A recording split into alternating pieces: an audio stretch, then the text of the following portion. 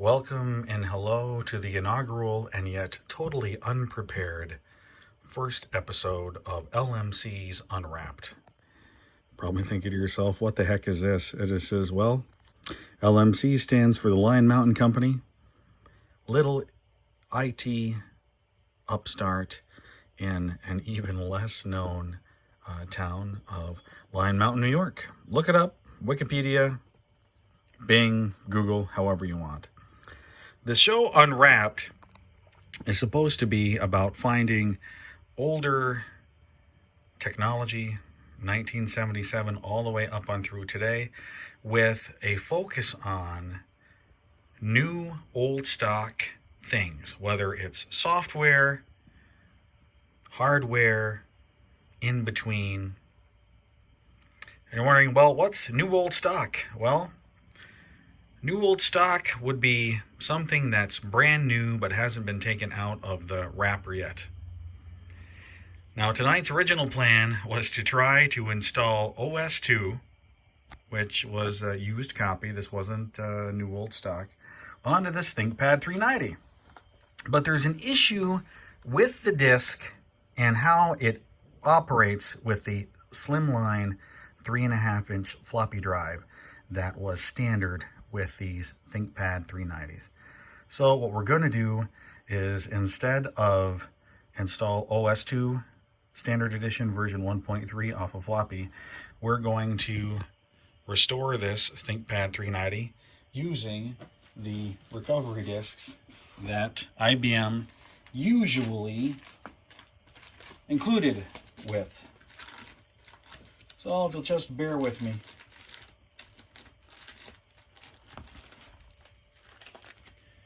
Some useless trivia.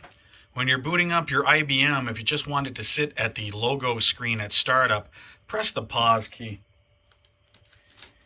Now, there were three models of the 390. There was just the 390, the 390E, and the 390X, all with the base product or machine ID of 2626.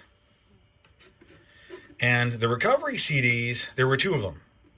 Well, three if you've got the 390 that came preloaded with NT4 or NT or Windows 2000. Usually the first one would be with Windows 98. You'll notice it says bootable. The second one, which says Windows 95, and it's not bootable. And I have never seen the Windows NT4 or the Windows 2000 recovery CDs. I only know that they are available due to the personal systems reference books on ThinkPads. So let's go ahead. We're going to recover this. We're going to recover it first to Windows 98, and then in another video we'll do Windows 95. You have to boot from the bootable disk, and we're going to resume. So we're just going to press the space bar to resume the ThinkPad.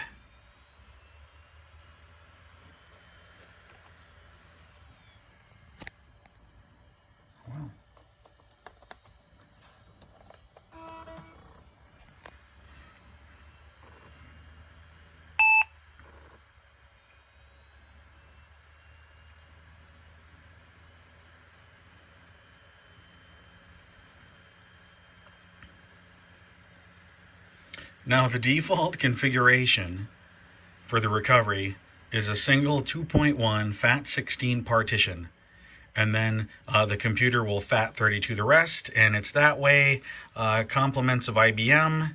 There is a way you can stop this from happening, which involves one of two things. You can either use a third-party utility and combine the partitions and then change the file system after it's preloaded, or using a boot disk, delete all the existing partitions on the drive and create a single FAT32 partition and then run the recovery.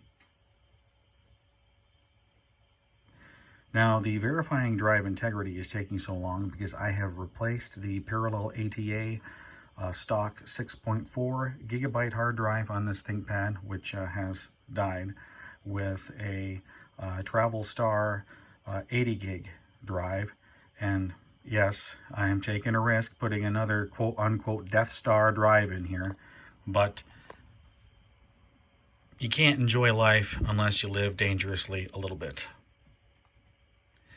Now, after it finishes verifying drive integrity, it's going to format the drive, and it's going to do a full format, which takes a very long time. And then it's going to begin the actual recovery, which is going to take about 45 minutes.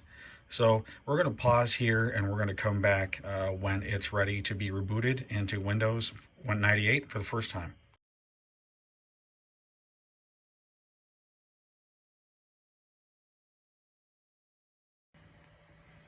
Well, it's a lot further than 45 minutes later, but we finished the recovery on this thing, and now we're going to do the first post-recovery start.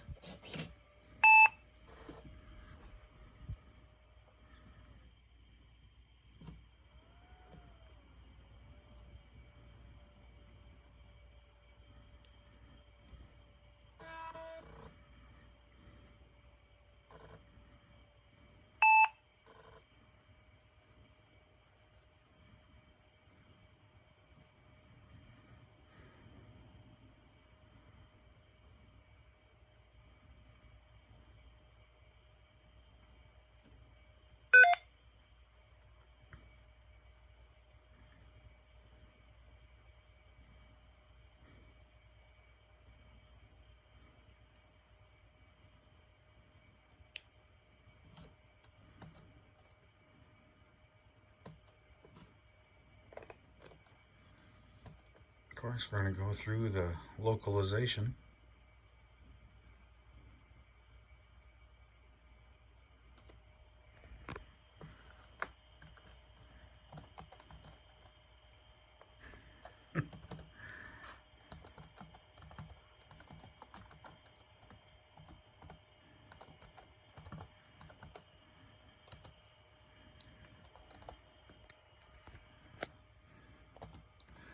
We'll take a break, punch in the product key, and we'll come right back.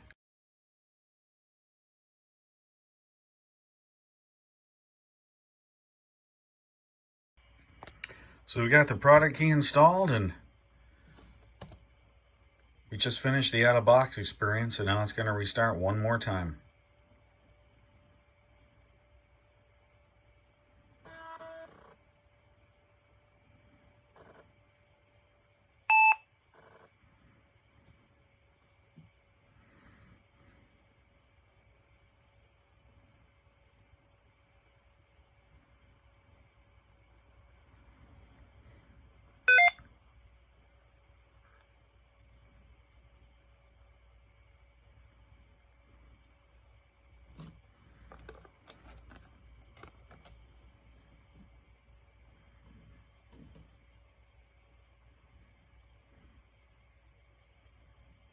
Now, it could be argued that there's a lot of bloatware on a Windows 9X OEM image, and there might be depending on the manufacturer.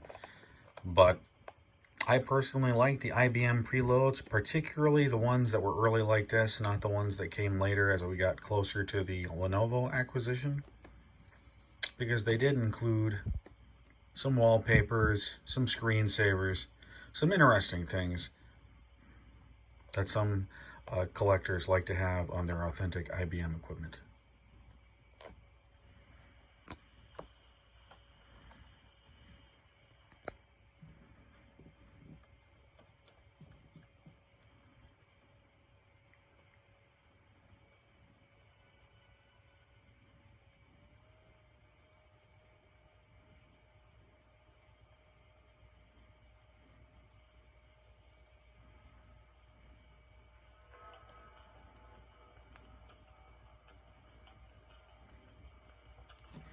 Now, it doesn't sound very loud because, interestingly, one of the things that IBM did was in the imaging process, they set all of the mixers at half volume.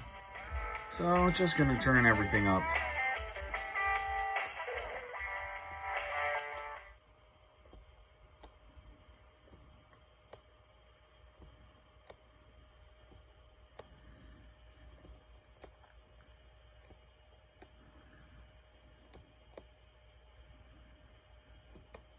close it and start it again.